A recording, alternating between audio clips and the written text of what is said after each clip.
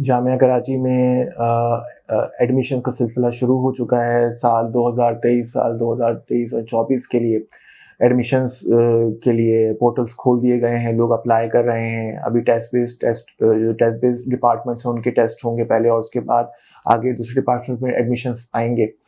यहाँ पर बहुत सारे बच्चों ने मुझे भी अप्रोच किया और एक दूसरे को अप्रोच कर रहे होते हैं। जो जिस चीज़ का ताल्लुक जामिया कराची से है उसको अप्रोच कर रहे होते हैं कि एडमिशन का प्रोसेस क्या है, एडमिशन किस तरह होगा, एडमिशन के लिए क्या करना चाहिए। तो मैं आपको कुछ बातें बता दूं। मुझे एक रिपोर्ट मिली कि एक बच्चे ने मुझे कांटेक्ट किया, उनकी अम्मी ने, और उन्होंने मुझे ये बताया कि वो इंफॉर्मेशन लेने के लिए किसी काउंटर पे गई थी, जो हमारे तलबा जो लगाते हैं, तो उधर ही किसी आदमी ने उनको ये बताया कि एडमिशन जो है, अगर आप इतने लाख रुपए मुझे दे देंगी तो मैं आपका इस डिपार्टमेंट में एडमिशन करा दूंगा।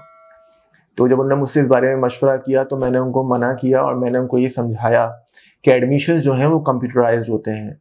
वो मेरे चाहने से नहीं होंगे, वो आपके चाहने से नहीं होंगे, वो किसी के चाहने से भी नहीं होंगे। इवन डायरेक्टर एडमिशन्स जो हैं हमारी, वो अगर चाहें किसी का वो भी नहीं कर सकती, क्योंकि कंप्यूटराइज्ड है सिस्टम। परसेंटेजेस कैलकुलेट कंप्यूटर उसको एक एल्गोरिथम के तहत सिंक्रोनाइज करता है और स्टूडेंट्स को उनकी प्रेफरेंस के हिसाब से डिपार्टमेंट्स में भेज दिया जाता है।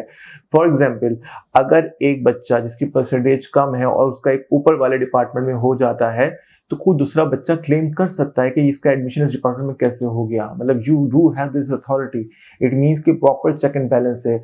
अगर ये सिस्टम मैनुअल होता तो आप उसमें एरर्स निकाल सकते थे, आप उसमें पिन पॉइंट कर सकते थे कि परसेंटेजेस को मद्देलिहाज नहीं रखा गया, टेस्ट के रिजल्ट्स को मद्देनजर नहीं रखा गया। लेकिन जब एक चीज कंप्यूटराइज हो रही है तो उसमें किसी भी इबहाम की, किसी भी एरर की, गलती की गुंजाइश नहीं बचती है, और ह्यूमन एरर इसमें पॉसिबल नहीं है क्योंकि मशीन कर रही है ये काम। तो इस सिलसिले में जितने लोग आपसे पैसे तलब करेंगे वो आपके पैसे लेके भाग जाएंगे। पहले भी बहुत सारे बच्चों के पैसे लेके लोग भागे हैं। लोग पैसे लेते हैं आपसे आपकी डिग्री निकलवाने के लिए, आपका पेपर पास करवाने के लिए। आपको कभी भी डिग्री और पेपर के पैसे वापस रिटर्न नहीं होते हैं, ना आपकी डिग्री मिलती है आपको, ना आपको जो है पेपर क्लियर होता है। और अगर आपको फेक डिग्री लाके पकड़ा भी दें तो जब वो चेकिंग एचईसी करती है तो उसमें वो फेक पकड़ी जाती है। तो कभी भी किसी भी आदमी पे, कभी भी इस मामले पे ट्रस्ट नहीं कीजिएगा। लोग आपसे पैसे लेके भाग जाएंगे। यहाँ पर चीटर्स की, फ्रॉडी लोगों की, फ्रॉड की बिल्कुल कमी नहीं है। बेतहाशा लोग इस धंधे में मुलव्विस हैं और ये उनका साल का मौका होता है जिसमें वो पूरे साल का कमाते हैं।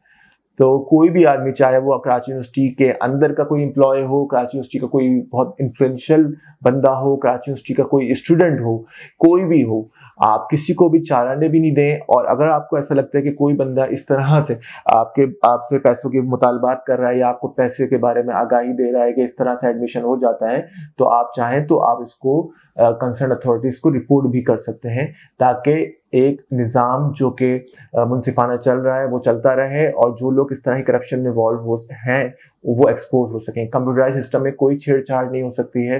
तो आप इससे बिल्कुल बेफिक्र होकर, जो बच्चों को टेस्ट की तैयारी करनी है वो टेस्ट की तैयारी कर रहे हैं, और जो आपकी परसेंटेजेस आई हैं इंशाल्लाह उसी पे आपके एडमिशन्स आपके ग्रेड के मुताबिक हो जाएंगे।